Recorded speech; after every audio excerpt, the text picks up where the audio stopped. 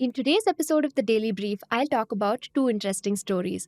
I first talk about this month's AI roundup, and finally, I talk about RBI's lending rules. Welcome back to the Daily Brief show by Zerodha, where our aim is to simplify the biggest news in the financial markets in a way that's one level deeper as compared to news channels. I'm your host Akshara, and today is Thursday, 26th June.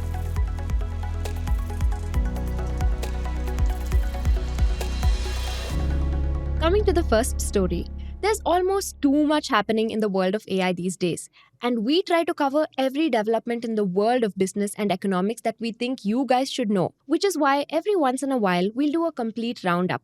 We'll run through a mountain of news with the aim of bringing you everything interesting that's happening in the world of AI. So don't expect this to be a comprehensive deep dive. This will be very chaotic. There are many things we won't do justice to, and bear with us. We're just trying to run through everything that recently caught our eye.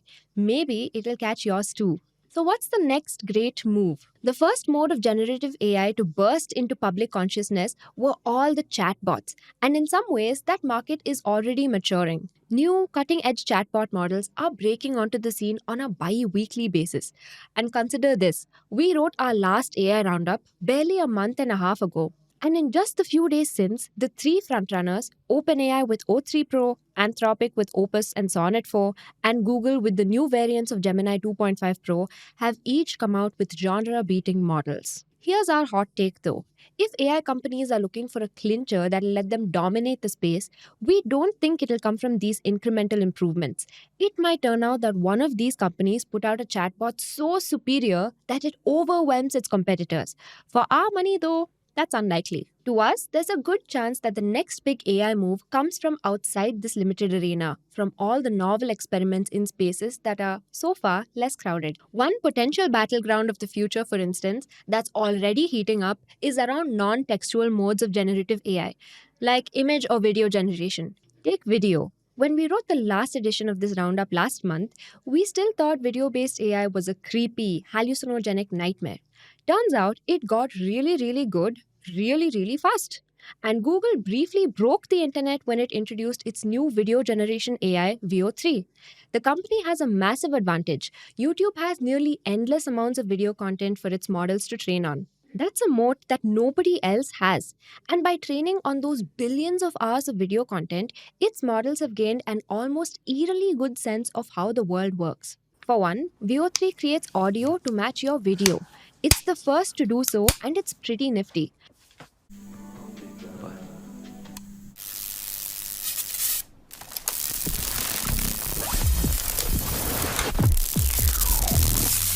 But that's hardly the most exciting bit. The model seems to understand, at some level, how physics works. Not perfectly, sure, but this is still a breakthrough.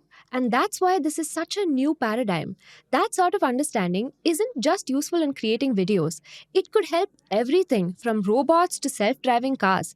And Google's DeepMind lab is building further on this idea. They're trying to create something called force prompting, where you could ask for a certain specific physical interaction in your AI video and it'll follow through perfectly. Not all companies, though, have been this prolific. Meta, for instance, is supposedly in a state of panic. Mark Zuckerberg, the Wall Street Journal reported, is scrambling to find enough talent to catch up with the AI frontier. Meta is willing to offer hundreds of millions in pay packages to some potential hires. They're also willing to gobble up companies outright. Recently, Meta made its biggest ever AI investment, pumping $14 billion investment into Scale AI. Now, Scale AI isn't a traditional AI company. It doesn't make AI models. It is, instead, a vendor to AI companies. It uses a network of contractors in low income countries like Kenya and the Philippines to create databases of clean, properly labeled data. This has, of course, always been the dirty secret behind AI. Behind the magic of AI are armies of workers that sit and tag data. But Scale AI is no longer just a network of unskilled people labeling pictures of cats and dogs. As the Ken reported recently, they've graduated to high skill tasks like hiring PhDs to ask AI models extremely nuanced questions and figuring out where they go wrong. Their feedback then turns into even more data for these models. Getting good, clean is a crucial bottleneck for most AI companies. The quality of a model is a matter of how good its training data is. And that's why companies like Google have previously paid Scale AI as much as $200 million a year. and that's what Meta is bringing under its own fold. We aren't quite sure what Meta's plans are. On one hand, it might try to cut its competitors out and monopolize that data for itself. On the other hand, its strategy could be one of selling shovels during a gold rush. If it can become a key data provider to all the other labs, it could put itself at the heart of how industry leaders train their AI models. That, however, looks increasingly unlikely. As soon as Meta announced its investment, everyone from Google to OpenAI started shopping around for other, more neutral data vendors. Amazon too is trying to sell shovels in a gold rush. And this isn't new, of course. Much of the internet sits on Amazon's data centers, with the company running a third of the world's cloud infrastructure market. And it's bringing that approach to AI as well. The company is in the process of setting up a complex of 30 AI first data centers under what it calls Project Rainier. The entire complex will draw 2.2 gigawatts of electricity. And for context, that's more than India's total data center capacity today. Among other things, this giant facility will help power Anthropic, a company in which Amazon has already pumped $8 billion in investment. But there are others. For instance, Stability AI, the company behind Stable Diffusion, uses Amazon's cloud offerings as well. Apple, as we recently covered, is a distinct laggard in the AI race. That isn't an existential risk for the company. After all, what sets it apart from its big tech rivals is the fact that it makes consumer hardware. Nobody is threatening iPhones and Macs just yet, but its intelligence arm is clearly behind the curve. It does have one card left to play though: developers. Apple's real strength has always been its ecosystem. Millions of developers building apps for its tightly integrated hardware software platforms. If Apple can't build a category defining AI product on its own, maybe its developer community can do it for them? That's the company's latest bet. Apple already has small AI models that can run directly from your phone. That is, they don't have to talk to the cloud, they just run on your phone's processor. Now it's opening up these models to its developers. While most AI companies keep their models behind API walls, limiting how others can use them, Apple is handing developers a wrench and saying, build whatever you want. Even if Apple's AI models themselves aren't that impressive, if developers can find creative ways of using them, it's possible that Apple users still get the best AI products. Elsewhere, though, Apple was busy stirring other controversies. There's another side to the AI story. Some people are asking if AI is at the risk of hitting a barrier beyond which no further intelligence is possible, at least as long as we stick to our current approach. Looking at the sheer pace of change all around at the moment, it's easy to think that we're on a direct highway to the world of the Matrix. But are we just not there yet? Researchers at Apple asked this question in a paper they titled The Illusion of Thinking. They were trying to test the reasoning capabilities of large reasoning models like OpenAI's O3, which supposedly think through their answers. These models' thinking abilities are usually tested on maths or coding benchmarks.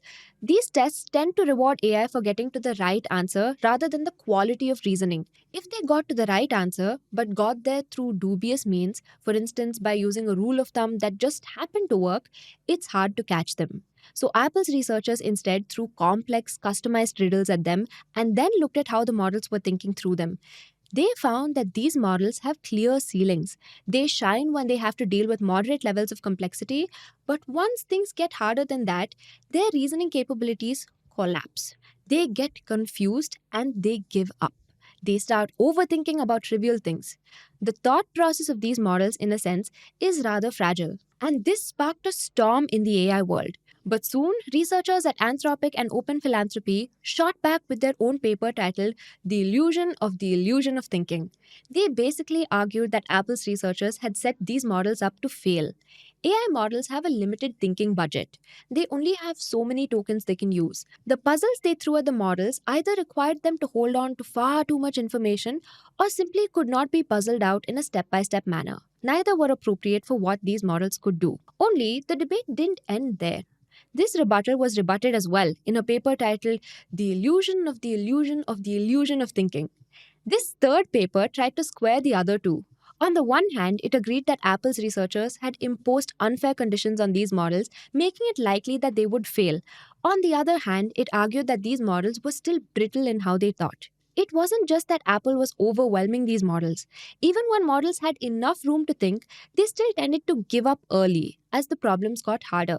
They didn't spend their full thinking budget, they just gave up midway. Fundamentally, it doesn't yet look like AI models can think through anything you throw at them.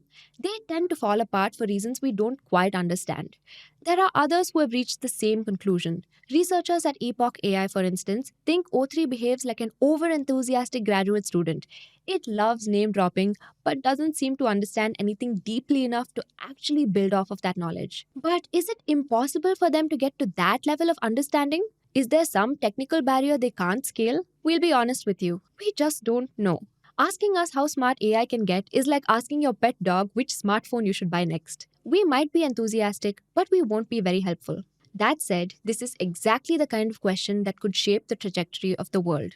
If AI models are to ever reach the capabilities that sci fi movies promise, that'll probably be on the back of AI agents. Agents, unlike simple chatbots, don't just answer your prompts, they carry out entire tasks by themselves.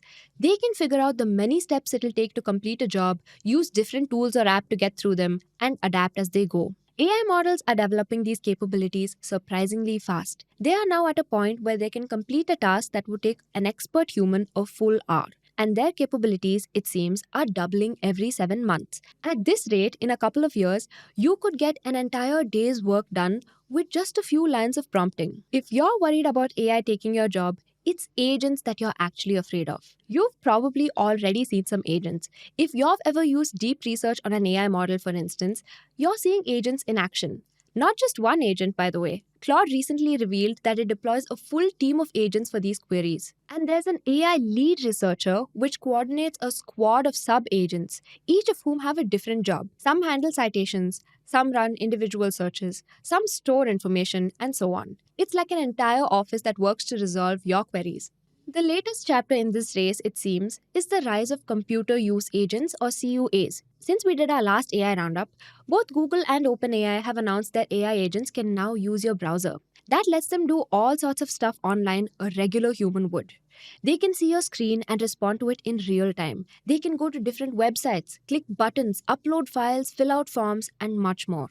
Think of what that means. Imagine you want to apply for a UK tourist visa, for instance. A CUA can do the whole thing for you. It can pull up your passport and travel documents, open the visa website, select the right form, fill it out, and upload all your documents. It can even handle glitches, captcha codes, and misfires. All through this, you don't even open a single tab. And this is just the beginning. This is all very impressive. But as you might expect, with so much happening, AI is also going to trample on a few shoes. As these businesses mature, there's a growing body of regulation and court cases that are hemming these companies in. We'll cover two big ones today. For one, New York is at the cusp of passing a set of AI regulations. Both its Assembly and Senate have approved the RAISE Act, which by and large tries to create some basic safeguards to stop some sort of AI fueled calamity. The act targets frontier models and hopes to stop them from doing critical harm. Now, it doesn't really do much. It's a transparency bill. It requires companies to publish their safety protocols, get third party safety audits, and disclose any safety issues they run into. It doesn't do much more than that, though.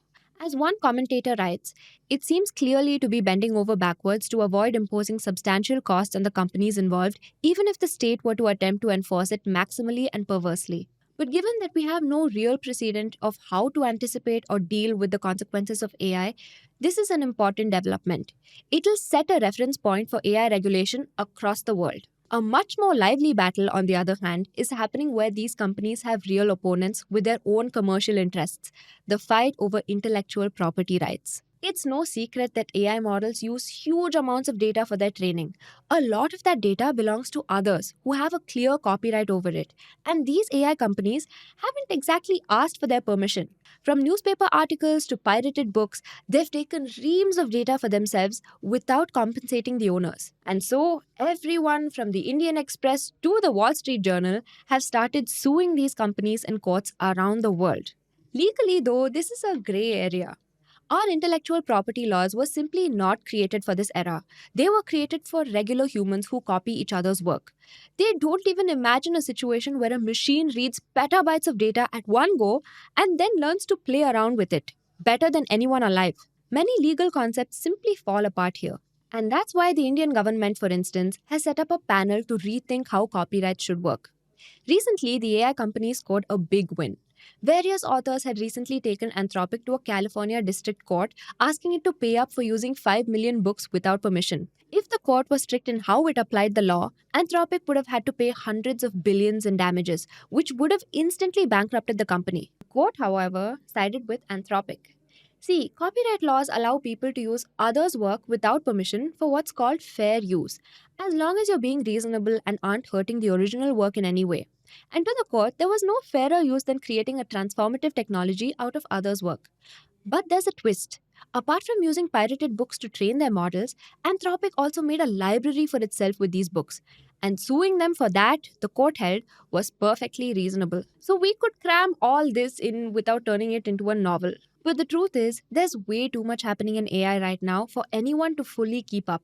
There are an endless number of rabbit holes we could have gone into with this, from how different AI models do while playing board games with each other, to how AI shopping apps let you see how you'd look in different clothes, to how there's an AI that can teach you how to make anything at all with Lego blocks. There's a fire hose of developments out there, and we're just processing all that we can. But we'll be back soon, one of these days, with yet another AI roundup. Now, coming to the next story. The Reserve Bank of India has been tweaking how banks' priority sector lending should work over the last few months, and recently it did so again. First, it came out with a huge package of changes in March 2025, where it expanded the scope of PSL and moved many of its thresholds around. Then, in June 2025, it modified the law around how microfinance loans would work. Now, the RBI has revised its PSL norms again, this time for small finance banks or SFBs. In a nutshell, from FY25 to 26 onwards, SFBs must direct just 60% of their total loans to priority sectors, down from 75%. This sounds like a technical detail, but this is a decision that could move around thousands of crores in capital. And that's why we're talking about why these changes are happening and what they mean for small finance banks and the borrowers they serve. So, small finance banks are an interesting category of banks. The RBI created them with the specific mission of promoting financial inclusion. Many of these banks started their lives as microfinance lenders and were given banking licenses on the condition that they would focus on serving borrowers that big banks often overlook. Under the initial licensing rules, an SFB had to allocate a whopping 75% of its adjusted net bank credit, or simply put, three-fourths of all their loans to PSL sectors. Regular commercial banks, in contrast, have a much lower target of 40%. This meant PSL was the core of an SFB's operations, not just a compliance requirement. SFBs built their entire portfolio around things like microloans, small farmer credit, tiny MSME loans, etc., in order to meet this mandate. This helped them achieve the stiff 75% target, but it also came with side effects. Starting this financial year, RBI has changed the PSL requirement for small finance banks from 75% to 60%. Think of what that means. Effectively, 15% of an SFB's portfolio has suddenly been freed up and can now be lent to other non-PSL segments. Cumulatively, that's around 41,000 crore of capital, which is suddenly available and can go wherever these banks choose. So why did the RBI do this? The RBI's announcement didn't spell out a detailed rationale for this change, but everyone in the industry has been buzzing about why this was done. From what we can tell, this adjustment seems primarily aimed at risk management. See, there was one major problem with the 75% PSL mandate. Bankers argue that in trying to meet these norms, they often had to give out riskier loans to lower quality borrowers. Finding enough high quality PSL borrowers was a perennial challenge. As Sarvjit Singh Samra, CEO of Capital SFB, noted, these banks were sometimes stuck chasing volume over quality. Because of this, many SFBs ended up with very concentrated microloan portfolios since microfinance was the easiest way to rapidly build PSL assets. But this made them vulnerable. As microfinance started going through a rough patch, things were getting worse by the day. In fact, recent data showed that SFB's gross NPA or bad loan ratios jumped to 4.35% in March 2025 from about 3.5% just a year earlier. Analysts attributed this to SFB's heavy exposure to microfinance loans. In this context, the RBI's move appears aimed at de-risking SFBs, letting them diversify their loan books and reduce concentration risk. So what does this change actually do? To SFBs, this change is a huge boon. It'll free up a massive amount of capital, almost one of every 7 rupees they lent, which was earlier locked into meeting PSL quotas. That means instead of chasing targets, SFBs can deploy this chunk of funds to other opportunities, ideally those that are safer or more profitable. they can now expand more into segments they previously stayed away from because of PSL constraints. This flexibility could enhance their profitability and sustainability, reducing the pressure on them to accept higher risk or lower yield accounts. Now they can be more choosy. But naturally, there's a flip side. When rules like these are relaxed, one has to ask, who loses out? In this case, the priority sector borrowers absorb the hit. These are the farmers, small entrepreneurs, low cost home buyers, etc., who are the intended beneficiaries of that 75% mandate. With SFBs now freer to diversify, less money might flow to these underserved segments. This could cut both ways though. Some marginal borrowers could find it even harder to access credit as banks become choosier and shrink credit supply to the highest risk segments. At the same time, you might not see loans marketed as aggressively, which has sometimes led to over indebtedness or poor credit practices. Whether this is good or bad for financial inclusion in the long run is an open question. While it could lop off direct money supply, a less predatory banking sector might be better for underserved groups in the long run. And here's the bottom line. RBI's latest move aims for balance. For SFBs, financial inclusion will still be a priority, with 60% of their loans oriented towards underserved borrowers. At the same time, this will also give banks far more flexibility. Rather than rigid mandates like the earlier 75% PSL, RBI seems to prefer practical targets that pay due attention to bank health. Now coming to the tidbits. Hindalco Industries, the metals arm of the Aditya Birla Group, has announced the acquisition of US-based aluchem companies for $125 million, approximately Rs 1,075 crore, in an all-cash transaction. The deal will be executed through Hindalco's step-down wholly owned subsidiary, Aditya Holdings LLC, and is expected to close in the upcoming quarter, subject to regulatory approvals. Aluchem operates 3 advanced manufacturing facilities in Ohio and Arkansas with a combined annual capacity of 60,000 tons. This move adds to Hindalco's existing 500,000 tons of specialty alumina capacity, supporting its plan to scale up to 1 million tons by FY 2030. The acquisition is aimed at strengthening Hindalco's downstream portfolio in high-tech value-added alumina products and enhancing its presence in the North American market. Now coming to the next tidbit. The Reserve Bank of India has scheduled a Rs 1 lakh crore 7-day variable rate reverse repo auction for Friday, June 27th to absorb excess liquidity from the banking system. This comes as the average daily liquidity surplus over the past 2 weekends hovered around Rs 2.5 lakh crore, with Monday alone seeing a surplus of Rs 2.43 lakh crore. The weighted average call rate or WACR had dipped to 5.27%, below the policy repo rate of 5.5%, prompting the RBI to take corrective action. This fine-tuning move is expected to push up short-term bond yields by 3 to 4 basis points, according to bond dealers. The RBI had previously injected liquidity earlier in the year, but the shift to absorption indicates a recalibration in its liquidity management strategy. Now coming to the final tidbit. The National Stock Exchange of India, or NSE, has proposed a Rs 1,388 crore settlement to the Securities and Exchange Board of India, or SEBI, in a bid to resolve regulatory hurdles stemming from the 2019 co-location case, according to Reuters. The case had earlier led to a Rs 1,100 crore penalty imposed by SEBI, which NSE had challenged in court. As part of the resolution process, SEBI is currently conducting final inspections of NSE's internal systems. If cleared, SEBI may issue no objection certificate within 3 months, potentially allowing NSE to launch its long-delayed IPO before May 2026. Major shareholders such as LIC 10.72%, SBI 7.76%, Morgan Stanley 1.58%, and CPPIB 1.6% could benefit from the proposed listing. This out-of-court settlement, if accepted, would be the largest in SEBI's history. The IPO is expected to allow early investors to exit and bring NSE closer to the public market. That's all the news I have for you today. Thank you so much for watching and see you in the next one. Disclaimer: this content is for informational purposes only. None of the stocks, brands, or products mentioned are recommendations or endorsements.